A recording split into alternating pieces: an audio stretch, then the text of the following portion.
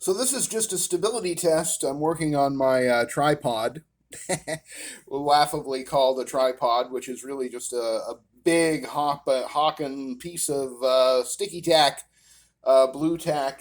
Which where's the box?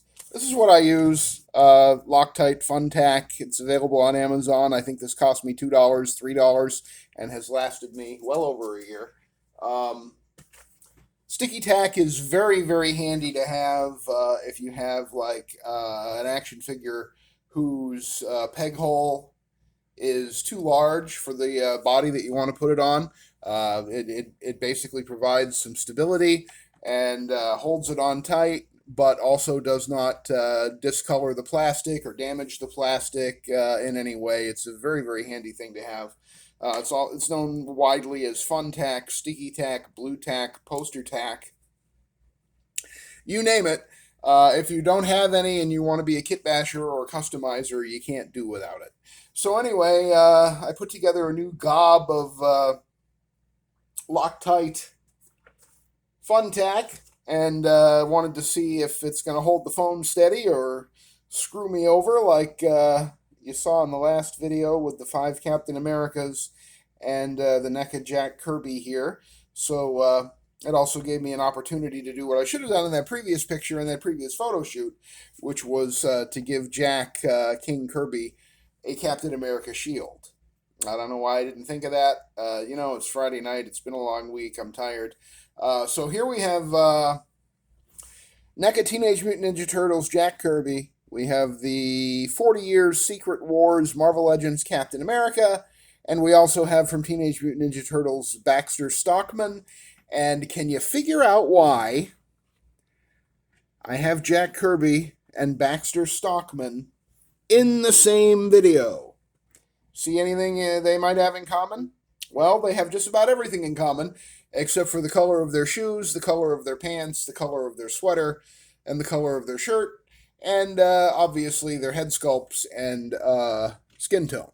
But Baxter Stockman and Jack Kirby are both built on the same body from NECA, from the Teenage Mutant Ninja Turtles NECA line. And Baxter Stockman, I originally bought kind of just for the novelty of the fact that he was built on the same Jack Kirby body.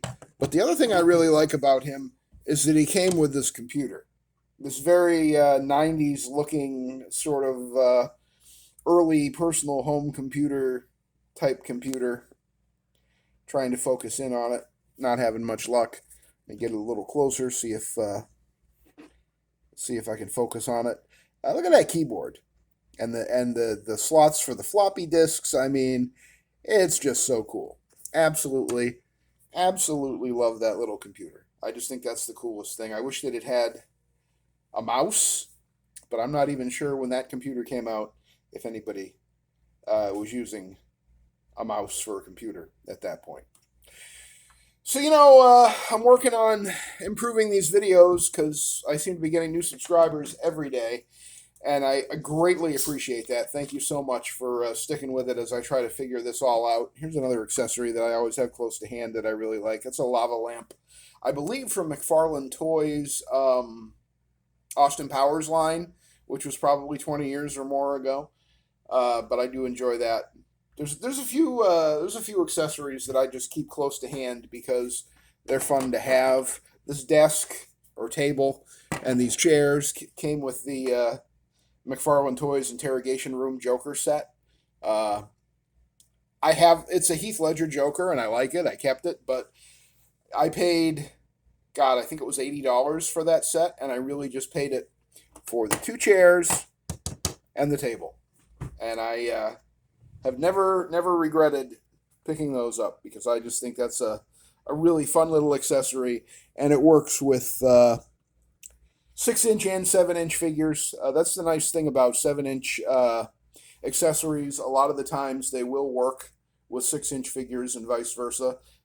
Scale is very relative and very inconsistent across all the toy lines I collect, whether it's Marvel Select or McFarlane or Marvel Legends or G.I. Joe Classified or Action Force. Valaverse Action Force is a great example of inconsistent scale because some of their weapons especially like the Desert Eagles and the Glocks and the smaller guns, are perfect for 6-inch figures, which, Valaverse Action Force is a 6.5-inch, quote unquote, heroic 1/12 scale, they call that line. So most of their smaller guns, especially the handguns, are good for 6-inch figures. However, some of their bigger rifles, especially the AK-47 that came in the earliest days of that line, are enormous and really only good for 7-inch figures, or 7-inch scale figures like Marvel Select or McFarlane. Um, I do have one of my Sergeant Slaughters using the AK-47 that came from Valaverse, because he isn't a 7-inch scale figure. He's supposed to be a really tall guy in scale to 6.5 or 6.5-inch, scale. Sorry, it's been a long week, folks. But anyway, yeah, so some of the Valaverse rifles and other weapons are really more suited to 7-inch figures than 6-inch figures. So we'll get this Captain America back off screen. These are just some of the figures that have been hanging out recently. Okay, he's not going to stand still by himself. So here he is with his daddy. That's Bruce Banner propped up against Jack Kirby. Who else we got here? I put a Everett Ross head on the MCU Matt Murdock Marvel Legends body. That is the best suited body that they have ever done. It stands up really well. It is a really nice figure, and the flesh tone that you see like on the neck matches very well with, I would say, 90% of the Caucasian head sculpts of Marvel Legends from the last 5 or 6 years. So it's super versatile. I think I have 9 or 10 of those Matt Murdock bodies, all with different heads on them now. I put the Willem Dafoe head from the deluxe MCU Green Goblin that came out last year or the year before. I've got a Willem Dafoe on this body. Who else? Just a whole bunch of heads fit on that body and work well with skin tone wise. The only real issue sometimes is the proportions. Like Willem Dafoe's head, I think is a little big for this body, but not unacceptably so. And you can fudge it with perspective. But anyway, so I also bought, when they were on sale at TJ Maxx and Ollie's for, $6 or $7. I bought 3 of these $50 starting lineup NBA figures because I was just curious about what Hasbro was going to do with that line. And obviously it crashed and burned because they charged $50 for what probably should have been, at the time, maybe $25 or $30 figures. Trying to get this to focus in, and for some reason it's ignoring me. Hello? All right, I don't know what's going on there. I'm going to wrap this up anyway.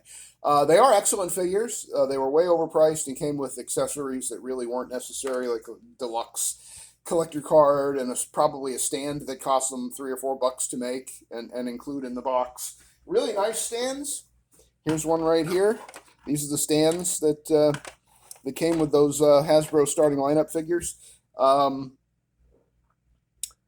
If you watch Spectre Creative, which I know is problematic sometimes because of some of his weird opinions, but sometimes he does give you good insights into the toy industry.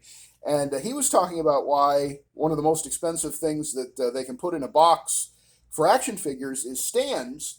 And, the first thing he did at the beginning of that video was ask, why do you think that is? And I'm proud to say that my intuition kicked right in, because the answer is basically it's very expensive because most stands have multiple points of articulation, which means that it takes longer to put them together in the factory. See, everybody forgets these figures are hand assembled in a factory somewhere, and those people have to get paid, even if they're living in a country that doesn't pay a minimum wage as good as, for example, the United States used to pay or should be paying, aspired to pay its workers a decent wage.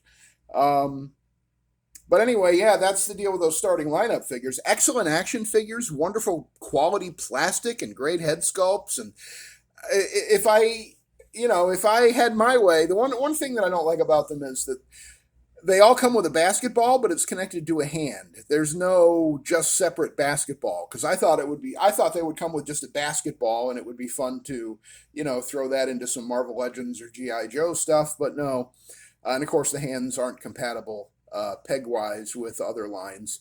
I don't know. It's interesting how Hasbro always recreates the wheel with every new line that they launch. Everything is different, but basketball players are naturally tall anyway, most of them. So these guys certainly fit right in with Marvel Legends. It's not unbelievable that these guys are all the same scale and whatnot.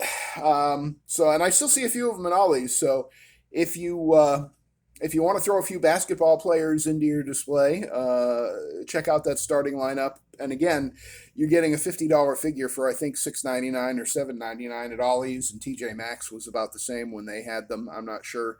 They used to have hundreds of them at every one of those stores, Ollie's and TJ Maxx. I think my local Ollie's is down to just a handful of them now, and I think it's only 2 or 3 different players.